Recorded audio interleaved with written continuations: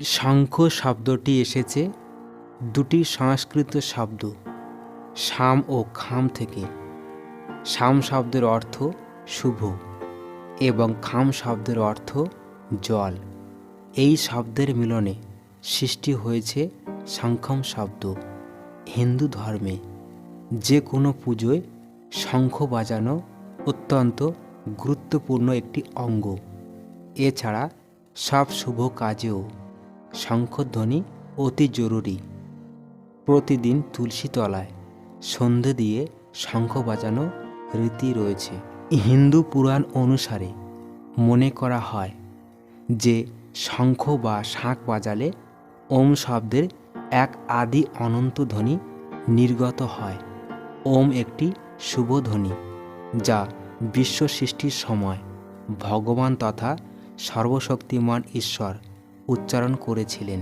কথিত আছে শঙ্খাসুর রাক্ষস দেবতাদের পরাজিত করে সমুদ্রের তলদেশে আশ্রয় নিয়েছিল। দেবতারা ভগবান বিষ্ণুর কাছে গিয়ে যখন সাহায্য প্রার্থনা করেন তখন ভগবান মৎস্যাবতার হয়ে সমুদ্রের মধ্যে প্রবেশ করে রাক্ষস শঙ্খাসুরকে বধ করেছিলেন।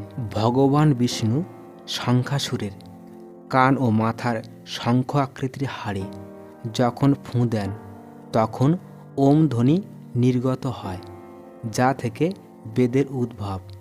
তাই বেদে নিহিত সমস্ত জ্ঞান হল ওম শব্দেরই বিশদ বিবরণ। সেই থেকে এটি রাক্ষস শঙ্খাসুরের নাম অনুসারে শঙ্খ বা শাঁখ নামে পরিচিত। শাস্ত্র মতে নিত্য পুজোর পরে যদি নিয়ম করে 3 বার শঙ্খ বাজানো যায় তাহলে গৃহস্থের অন্দরে অশুভ শক্তির প্রভাব কমতে থাকে এবং শুভ শক্তির মাত্রা বৃদ্ধি পেতে শুরু করে। কিন্তু কেন এমন নিয়ম? তো চলুন বন্ধুরা জেনে নেওয়া যাক এই ছোট্ট ভিডিওটির মধ্য দিয়ে। বিস্তারিত জানতে ভিডিওটি অবশ্যই শেষ পর্যন্ত দেখুন এবং চ্যানেলটি সাবস্ক্রাইব করে আমাদের সাথেই থাকুন। সনাতন ধর্মে শঙ্খ ভগবান বিষ্ণুর প্রতীক। একে বিষ্ণুর অর্ধাঙ্গী হিসেবেও পুজো করা হয়। সৃষ্টির শুরুতে সমুদ্র গর্ভ থেকে পালনকর্তা ভগবান বিষ্ণু ও দেবতাদের তৈরি ঘূর্ণাবর্তের মধ্য থেকে অস্ত্ররূপে শঙ্খকে হাতে ধরে আবির্ভাব হয় ভগবান বিষ্ণু। শঙ্খ ধন ও প্রতিপত্তির দেবী মা লক্ষ্মীর আব্রু।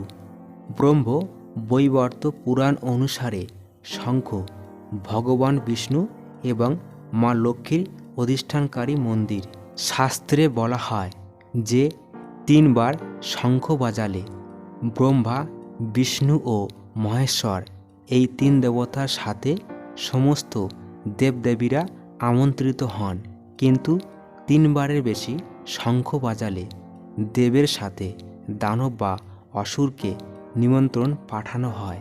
সমুদ্র মন্থনের সময় অসুররা 4 বার শঙ্খধ্বনি করে বলি অসুরকে নিমন্ত্রণ পাঠিয়ে জাগ্রত করেছিল। তাই 3 বারের বেশি শঙ্খ বাজালে সৃষ্টি স্থিতি ও বিনাশের দেবতা মহাদেব বিষ্ণু ব্রহ্মার পাশাপাশি আসুরি শক্তিও নিমন্ত্রণ পেয়ে আপনার গৃহে প্রবেশ করে।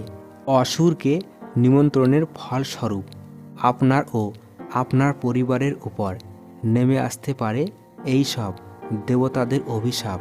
তাই শাস্ত্রে 3 বার করে শঙ্খ বাজানোর পরামর্শ দেওয়া হয়। প্রাচীনকালে যুদ্ধ শুরু হওয়ার আগে শঙ্খ বাজানো হতো। ভগবদ্গীতার প্রথম অধ্যায়ে 2টি শ্লোকে রয়েছে যা কুরুক্ষেত্রের যুদ্ধে ভগবান কৃষ্ণ এবং পাণ্ডবদের শঙ্খের বর্ণনা দেয়। যুদ্ধক্ষেত্রে ভগবান কৃষ্ণ তার শঙ্খ বাজালেন, যাকে বলা হয় পঞ্চজন্য। অর্জুন বাজালেন তার শঙ্খ দেবদত্ত এবং মহাপরাক্রমশালী ভীম তার ভয়ঙ্কর শঙ্খ পুণ্ড্রা বাজালেন। যুদ্ধক্ষেত্রে কুন্তির পুত্র রাজা যুধিষ্ঠির তার শঙ্খ অনন্ত বিজয়াকে বাজালেন এবং নকুল ও সহদেব তাদের শঙ্খ সুঘোষা এবং মণিপুষ্পকাকে বাজালেন। মহা ধনুর্ধারী কাশীর রাজা, মহান যোদ্ধা শিখন্তী, ধৃষ্টদ্যুম্ন, বিরাট, অজয় সাত্যকী, রাজা ধ্রুপদ, দ্রৌপদী এবং সুভদ্রার শক্তিশালী অস্ত্রধারী পুত্ররা সকলে নিজ নিজ শঙ্খ বাজালেন। সাধারণত শঙ্খ পাওয়া যায় ভারত মহাসাগর ও বঙ্গোপসাগরে। আরব সাগরেও কিছু প্রাপ্তি ঘটে। প্রাপ্তির ওপর ভিত্তি করে শঙ্খের বিভিন্ন নামকরণ করা হয়। বিভিন্ন জাতের শঙ্খ রয়েছে। এদের মধ্যে উন্নত মানের হচ্ছে কন্যাকুমারী, রামেশ্বরী, কেপি জাজি, পাটি, মতি সালামত, ওমেনি, দোয়ালি, সার্ভিকি, তিতকুটি, ধলা ইতি। মতি সালামত সর্বশ্রেষ্ঠ, কারণ এর মধ্যে মুক্তা পাওয়া যায়। আরতিতে দুই ধরনের শঙ্খ ব্যবহার করা হয়ে থাকে। একটি পুজোর পূর্বে শঙ্খানাদ ধ্বনি উচ্চারণে, আর অন্যটি পুজোর সামগ্রী হিসেবে প্রণীত পুজোয় প্রয়োজন হয়। কিন্তু কখনোই পুজোর আগে বাজানোর জন্য ব্যবহৃত শঙ্খ পুজোর কাজে ব্যবহার করা উচিত নয়। বরাহপুরাণ স্পষ্টভাবে বলছে, কখনোই মন্দিরের দ্বার শঙ্খধ্বনির উচ্চারণ ব্যতীত খোলা উচিত নয়।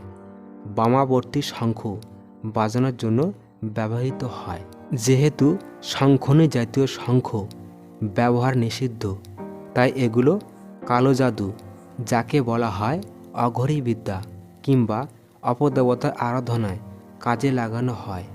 যে শঙ্খ ব্যবহার করা হয় সেটা কখনোই পুজোর শঙ্খ হিসেবে ব্যবহার করা যাবে না। শঙ্খ বাজানোর পর সেটা ধুয়ে রাখা জল কখনোই দেবদেবীকে অঞ্জলি দেওয়া চলবে না। কখনোই পুজোর কাজ ছাড়া বাজানোর কাজে শঙ্খটি রাখা যাবে না।